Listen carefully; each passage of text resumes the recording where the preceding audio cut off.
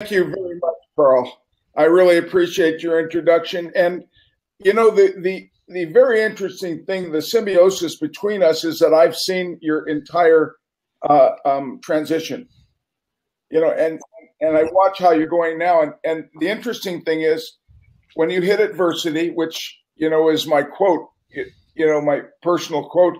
As a matter of fact, Carl, I'm now a movie star because I was in the movie Think and Grow Rich, The Legacy, a 90-minute movie where if you sneeze, you might miss my part. I was in it, but I'll tell you what, I got a very strategic quote out. If your goals and desires are stronger than the adversity that you will face, and I guarantee you will face adversity, then you'll be successful. And that's happened to me every time because the goal meant more than the adversity I was facing. You see that, Carl? So every time we ran into adversity, sometimes we have to take a step back. And I watched you, and you belligerently would not take that big step back. You just took a minor move, took a deep breath, and decided to truck on. I want to tell you how much I admire you.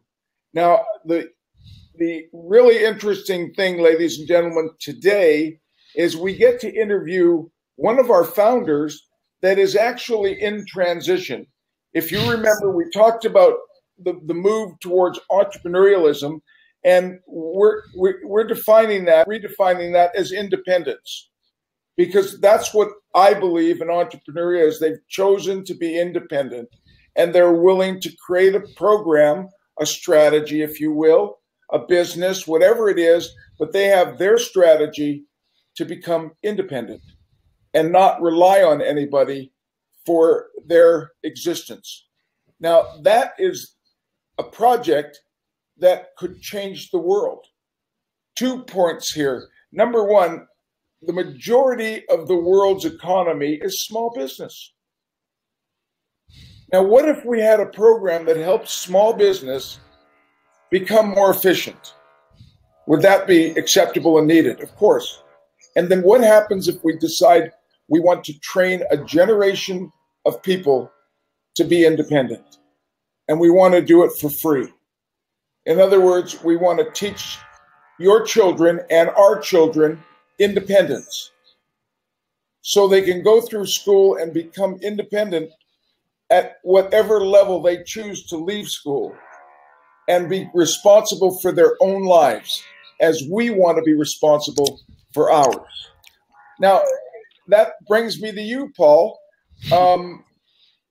Why don't you give your background, how long you've been working, and why you want to make a switch? Sure. Well, thanks, Errol. Well, I started out my life, my current career, when I was around 21 years old. I come from a working class background, left school very early to be a builder, got involved with all sorts of strange things. But when I hit 21, I turned my life around and studied as a drug and alcohol counselor for teenagers, which I absolutely loved. And I went from earning a lot of money in the construction trade to earning practically nothing in college and studying. But I found my passion in counselling and self-development. Spent around 8 years there, qualified as a counsellor, become an outreach worker with street gangs, trying to get them off the streets. But when I got all my knowledge and experience, I moved to the National Health Service, the government health service in the UK, and became a vocational specialist, one of the first in the UK to work with psychiatric patients that traditionally were kind of left for dead. And back in those days, 1 in 10 people ever got a job. So I went well out of my comfort zone into a brand new profession and spent the last 15 years developing it. And what we've learned is that it works better than any other model in the world. So I've got all of this knowledge and experience.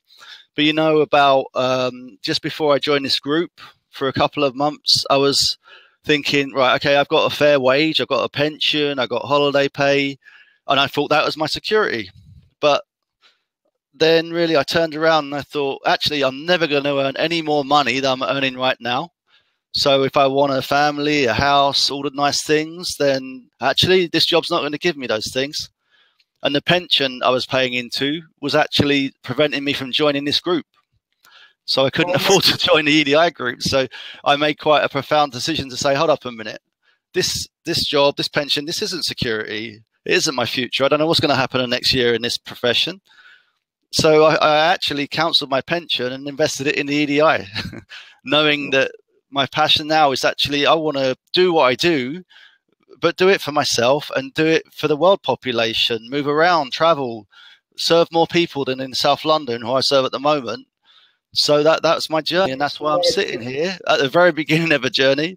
The confidence I have in my work is absolutely great. The confidence I have in my business or making my own money is zero. I've never made money myself. So, and I was never taught it in school. Of all the lessons and counseling and psychotherapy and coaching I've studied, I never learned how to earn a pound of my own money or to make it on my own. That's why I'm sitting here. That is very interesting because, you know, when we interview every single person that we come in contact with, we ask them if when you graduated high school, did they teach you in high school enough information so that you could graduate and become independent and live in the world? No. I was taught how to get a job. Yeah. And also it was based around them grades you got, right? Yeah. All the stress was get good grades so you could go to college. And you know, big deal that some kids got into college. You know, we've had stories about, you know, the first black kid to get to Harvard University and how hard it was to get an education, but we never really look at what we can do with that education as far as creating a life for us. It's just assumed that if you graduate college with whatever degree you get, there'll be a job for you and security and all that stuff down the road. And it ain't true. Most of it, it's a belief system that I was kind of grew up in. It's an entire belief system. Until a year or two back, before I started studying personal development, I never thought it was possible to have I didn't even see it as an option to have my own. You know, I went the other way. When I brought it up, my father told me I was crazy, that you looked for security, you looked for longevity, you looked for, you know, union support, that kind of thing. He was that kind of person. And there are all kinds of people like that out there. If we're an entrepreneur, there's a big place to get employees because a lot of people want to help more people than that they want to build their own dream. And what our group is about, our founders group, is about finding out what it took you to get your dream and what you're willing to do to own it. And everything, and that creates what I found is transition, lifestyle, and scaling. And those are the three levels us entrepreneurs live in. And of course, the most difficult is going to be transition. And this is where I'd like to start. When did you feel that you wanted to be in business for yourself and why? Around it, the feeling started around 5 years ago, when the profession that I'm in started to feel a bit scary. It started to feel like they might decommission the service where I work. That the security I thought I was working towards, actually the way that the systems were set up, we were competing every year to survive. It was becoming more and more corporate. The public service. You could end up becoming redundant. Yeah. And lose everything. Yeah, and you just don't know. So my illusions of creating this secure profession started to be shaken. So then I started thinking, hold up a minute, what's going on here? What am I going to do? Am I going to keep every year being at disposal of other people's decisions, other people's structures, senior managers, and stuff where I have little control. And the funny thing is, Errol, I love my job. I'm not leaving a job that I don't like. As a matter of fact, your whole structure is doing it for yourself. Exactly. Like you don't want to do a single thing different other than the fact that you want to be able to rely on yourself. Indeed. And that's what we've been learning. And the interesting thing between you and I, when I started working with you, you really didn't know how to become independent. You'd never been taught. Really? Yeah. And it was like, how can I do this? And these guys are going to pay me, and then I'm going to do this over here, and I'm going to get money from somewhere else. How does that work, Errol? You know, why would? And if it does work, and it's that easy, why didn't I do it 10 years ago? Yeah. And basically, that's where we're at, and we're still in our planning stage. Yeah, indeed. And the question is, there's got to be people out in the world, millions of people that are in the same boat you're in, Carl. I mean, you're in, Paul. Yeah. Carl was in it too, but a different boat. Yeah. But you know, you've got a good job, but it's not a great job. No. And it could be taken away from you at any time. So if you go 10 more years into it and then have it taken from you, which you know you're vulnerable, you could lose 10 years, really. Yeah, that is a big part of it. You know, the other part is I have a wage. I have a finite wage. So I work in a grading system. So I will never be paid for the rest of my life if I stay in this job anymore, because I'm at the top of my grade. So the other thing I have to accept is if I want to provide for a family, if I want good things, and the other thing is Errol as well. You know, another part of it is I can serve people in South London, in one part of South London. So I started to think as well, you know, and I'm seeing people jumping all over Facebook, doing all sorts of things, helping people and without limits. And I'm just thinking, this is, you know, I need more.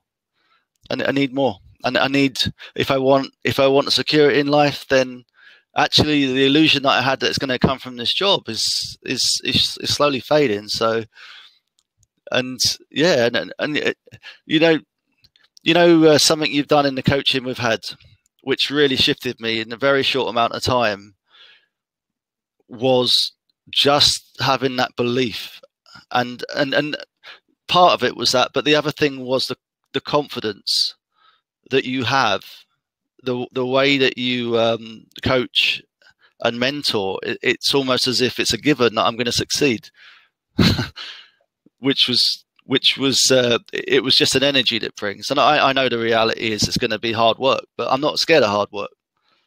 No. But the belief system shifted really quickly. I find that most people are working harder for the job than they could work for themselves if they planned it out strategically.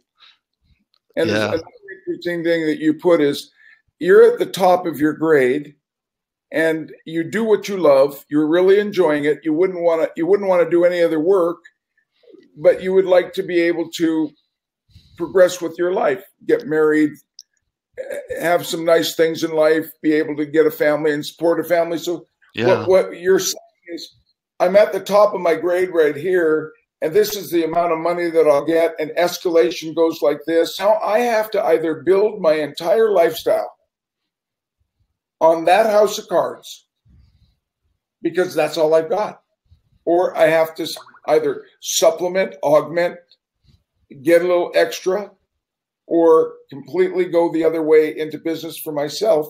You really don't have a lot of choice, do you? No.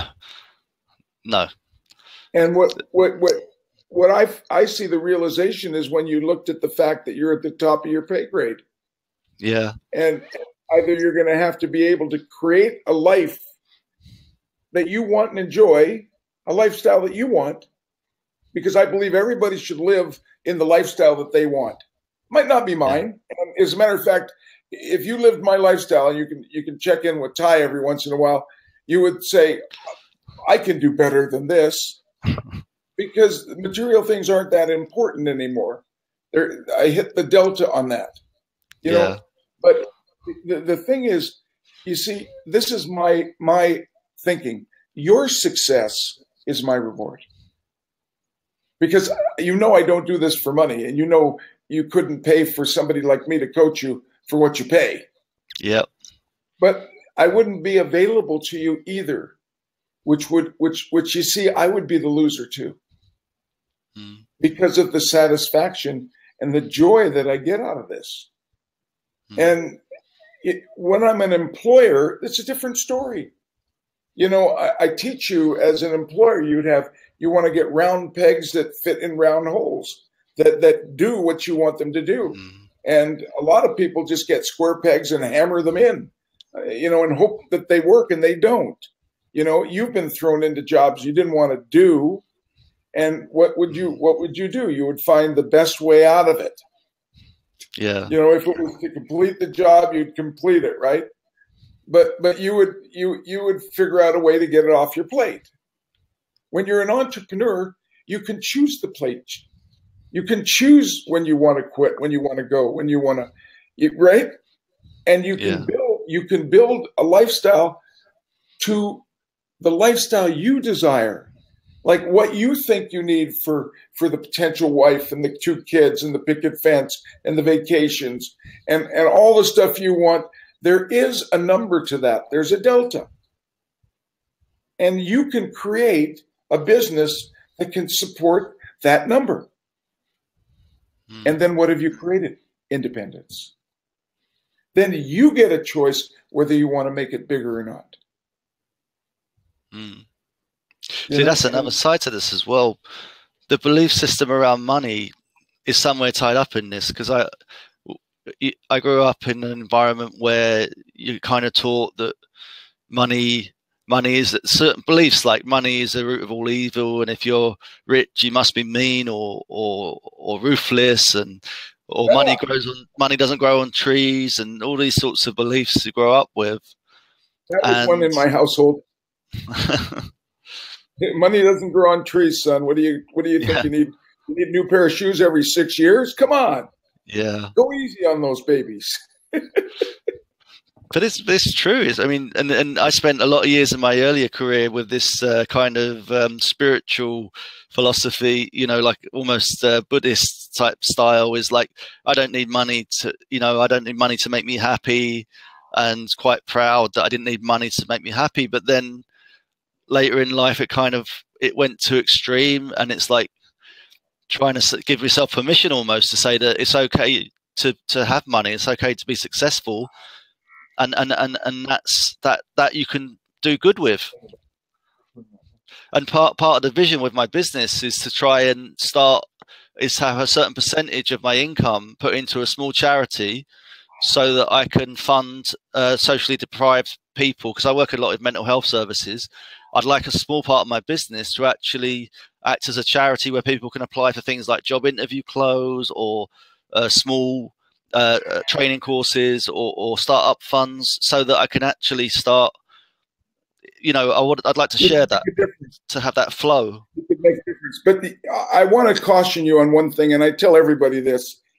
Everybody thinks that if they attach a charity to their business, it's going to do something to make their business grow more. And I want to caution you, it does not. Yeah. But everybody thinks, Errol, I'm going to give some of my business. When I get a business, I'm going to give some to charity. And they think that's going to, people are going to say, okay, I want to catapult you. You know, when you give to charity, you give to charity after you've earned. Yeah. And you have surplus money, and you decide where you want that to go.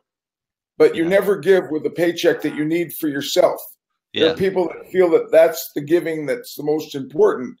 But the most important thing is for you to create the lifestyle that you want. And if philanthropy is part of that, which it is a very big part of mine. Yeah. But I would not philanthropy over create a good business. Yeah. Philanthropy became a project of the money from the business. but nobody became part of my business because I was giving to charity. I guess it's a false economy as well, isn't it? If you give too early, then you've got nothing to give in the medium and long term. So it's fine at a time when, you know, if you're giving to a charity with the right reason, it's unconditional, and you give it, and that's it. It's unconditional. You don't expect anything back, and that's what I do with my charities. It's unconditional. The money I give, I don't want back, and I don't want recognition for it. I don't want it to change my life in any way. I want it to change the lives of the people that I'm giving it to, and hopefully maybe give a few opportunities that they wouldn't have without my support. Yeah. And then that's my charity. And when I earn X number of dollars, I can give that to charity. If I don't earn X number of dollars, I've got to decide whether I want to give it personally. Yeah. And that's where charity falls down with a lot of people. Because I've met people that they give the charity wonderfully what they raise, but they don't give anything from themselves or from their heart. And the charities that I'm involved in, not just economically, but involved in. And I've reaped those rewards too, which the beautiful thing is when you start creating independence for yourself, you're going to go through a whole new scale. And, you know, Carl went through it too, where he started thinking, boy, everything's possible. But there has to be time and effort and hours. And what I said to you on our last talk, what did you think about that? That you could start transitioning now? It was a light bulb moment, and it changed more changed in that hour for me in terms of my belief systems in the last few years. It's because I started to think, hold up a minute, this can happen now. What am I waiting for? So without EDI group, the group that you belong to here, this wouldn't have happened to you. I'd still be in the mess. I'd still be in a mess of scattered dreams and goals all over the place. It's a heck of a lot cheaper than some weekends you've paid for too to go to motivational courses. Oh yeah, yeah. The important thing is you feel now that you can set goals and you can reach them. Since the last time we spoke, I have achieved. I set my prices. I haven't even considered what I would charge people in all the years I've been doing this. The following day after our call, I sat there and I set prices for all of my services. I don't know if they're realistic or not. I'm happy to trial and error. Well, you know, the interesting thing about pricing is what the people will pay. You put it out and you find out if they'll pay it. Yeah. If they'll pay it, you got the right price. If they don't pay it, you got the wrong price. Or you need to develop testimonials. Yeah. When you know, for instance, EDI, if you were to tell a person EDI works, do you think you would convince them? Yeah. Yeah. Because you've experienced it, especially now. Yeah. You not only experienced it, but you had a great breakthrough. Yeah. And 100%. Share how you felt when that happened, because there's people that are going to watch this that are going to say it was okay for Paul to do, but I couldn't do it. Okay. Well, at the beginning of the session, I was where I've been for some time. I had residual feelings from our first session, which was already starting to shift my beliefs. But what happened that was a real light bulb moment was when I was finding it all very painful. This kind of like, if I'm going to work on my business, where am I going to get the time to do this? I'm working full time. I'm studying 2 diplomas. I've got all these things going on. And I had this pain attached to becoming a business person. It all felt very painful. And you said a few things. One specific thing that kind of shifted me. And it was actually turning around and realize, hold up a minute. I'm not doing this out of pain. It's actually, you know, what will it be like to be independent? What will it feel like to have a business? And all of a sudden, this mess of pain and kind of almost 180. Yeah, Almost and all of a 180, sudden, right? Turned into joy. yeah, and all of a sudden, I turned around, and I looked at all of the mess that I'm in, and said, everything that I do, it could bring me. It's about making independence, about making a difference, and all of a sudden, and it was when you explained about self-sabotage. And actually, and then now this is what was surprising to me is this is bread and butter stuff that I do with my clients. Hundreds and hundreds of clients over the last 15 years. I do it every day with them. But I was stuck in this same place I couldn't see outside. And all of a sudden, all this stress and pain turned to, I couldn't wait to get started. And all of the tasks that I'm doing, I'm doing them in the evenings, I'm doing it at the weekends, and I'm having fun with it. It feels good. Because whether I make it or not, I don't care right now. If I earn £100, that's fun. That's something. It's something out of nothing. So now, and all of this mess, I started to be able to funnel down into a deliberate plan. And I spoke to my marketing guy. I've got more done in a week. The website's going to be up and running by Christmas. This stuff could have dragged on for years because of this crippling pain. Now is actually a feeling of pleasure. I just can't wait. I can't wait for the weekend. Sit in the cafe, set my prices more. At work, Paul, you wouldn't do a project unless there was an end. Yeah. There was a conclusion to the project and you knew what you were working towards. Yet in your own business idea, what the website will just get done and then it'll be okay. And there was no leader, right? So nobody was leading the project. No done. No. But now it seems like you're willing to take responsibility for yourself. What could you tell people out there that was the difference?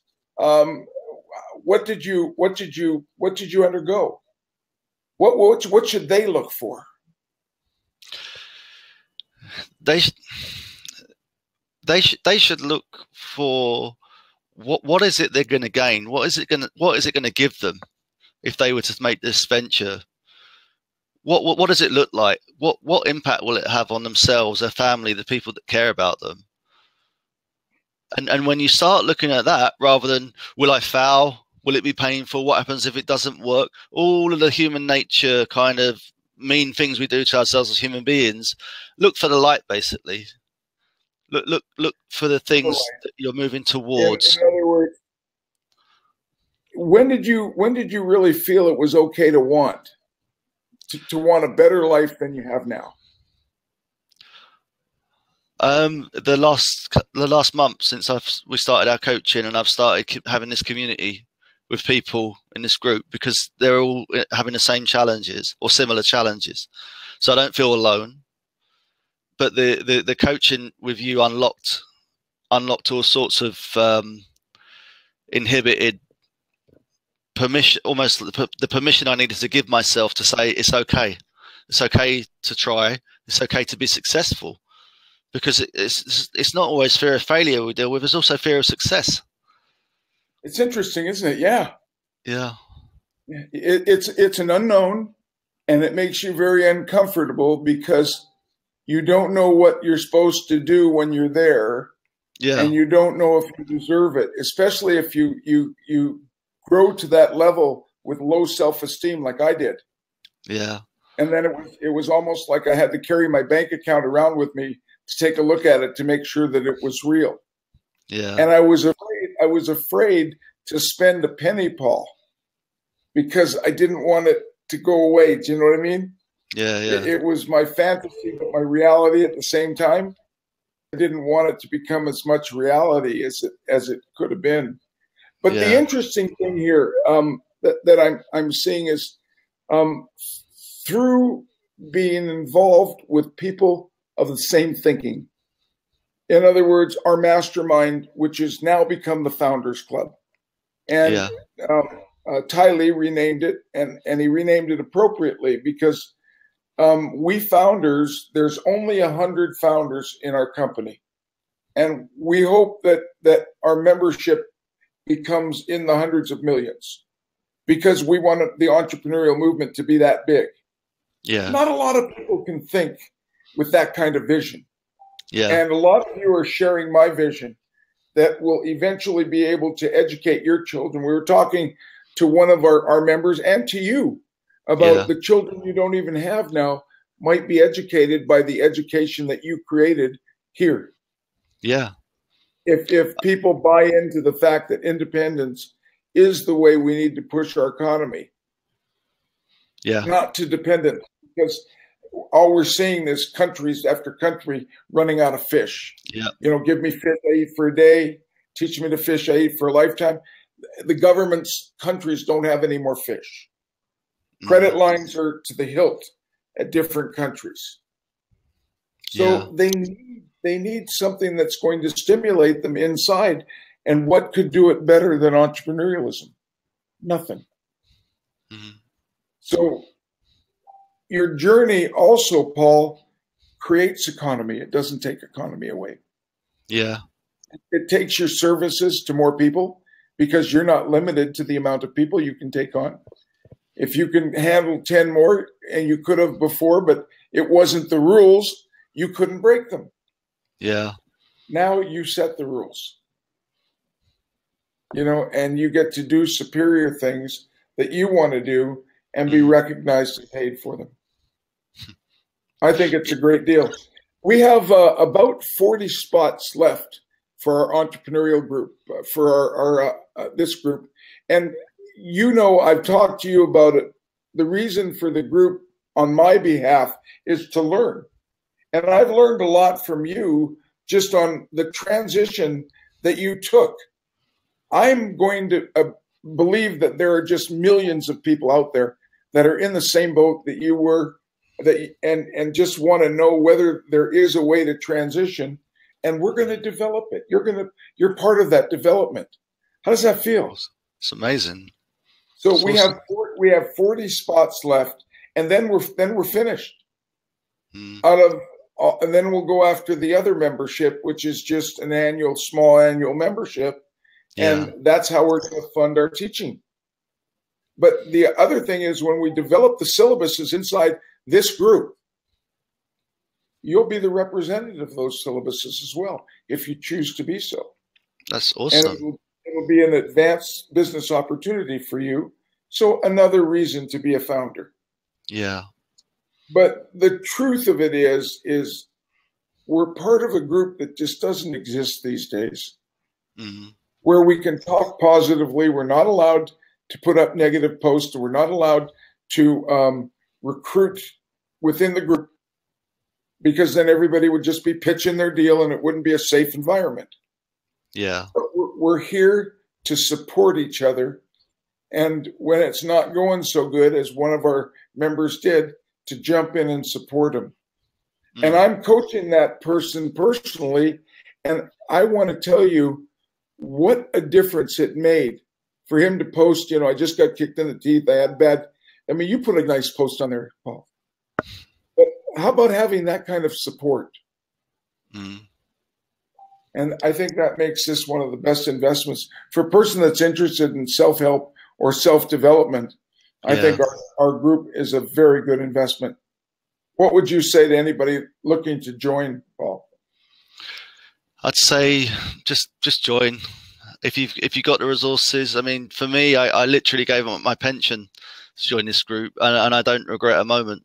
If I had more money to invest in the group, if it costs more, I'd pay it. And that's when you know it's valuable, when you'd actually give more than you're already paying.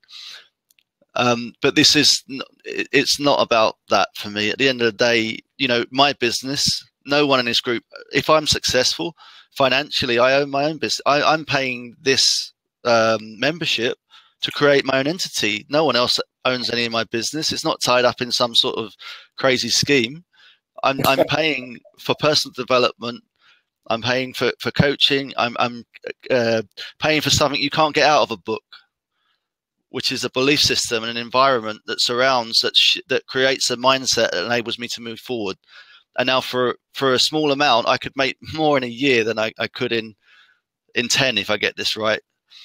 And whatever I do with the EDI, I mean, I'd love to be involved in training, development and stuff. But what I'm creating here, before any of that, no one else owns me or my business. I'm paying for a service that gives me belief. And whatever I make out of my money, it doesn't belong to anyone. It's not a pyramid scheme. No one owns any of my money. No one owns anything. This is about my beliefs. It's about my life. It's about creating that out of nothing. If I choose to go further with the eye, which I'd love to make a difference, but yeah. That's actually, you know, an angle I've never heard. You know that? I'm talking to Ty now. I'm turning my head. He's on the side here. But it's an angle we've never heard. You know that? Because this isn't a scheme. This is to teach you the tools to do it yourself, to be independent. Exactly. Not a dependent. I'd like to, is there any last words you'd like to say to anybody that's out there about your experience that might help them?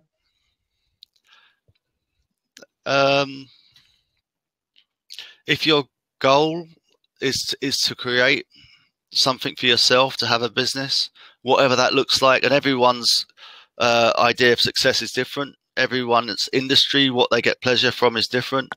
But if you want to make that breakthrough, then come and join us. That's it. If you want help with your belief systems, if you want to make it, turn the invisible visible, come along. Just create with us.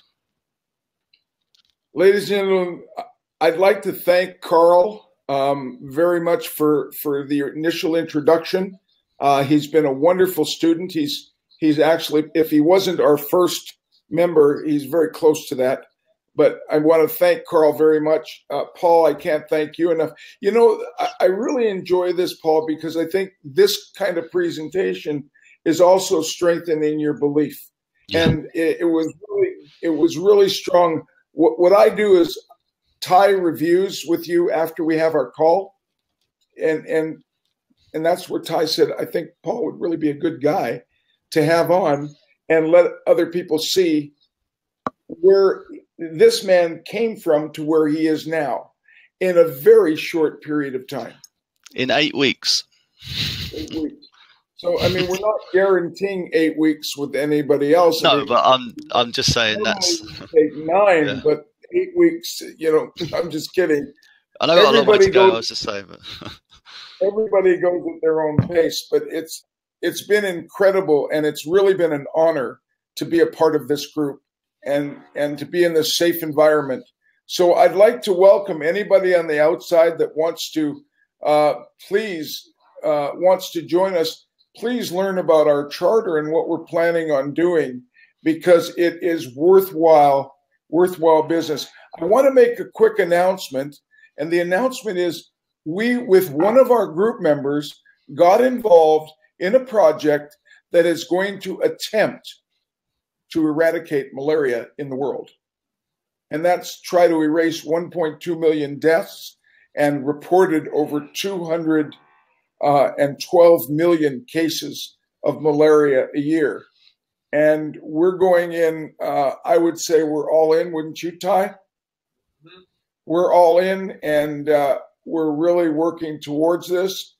And this is another thing that is very important for me, is that each one of us, you, me, just like you have a specific thing in mind, if you develop your business, you want this to be at your charity. Because philanthropy does create the circle, doesn't it? The cyclical, the cycle, the spiritual end of being able to share with other people your wealth and significance. I love the concept. Thank you so much for your input. Ladies and gentlemen, thank you very much. This is the Entrepreneurial Development Institute, of which I'm the founder, Errol Abramson. And you can learn about me on a website, on YouTube, and we'll be developing our website soon. Actually, we're getting help from within the group. And you can become a part of us. If you believe that independence will change the world for our youth, then find out about us. Thank you very much for being here.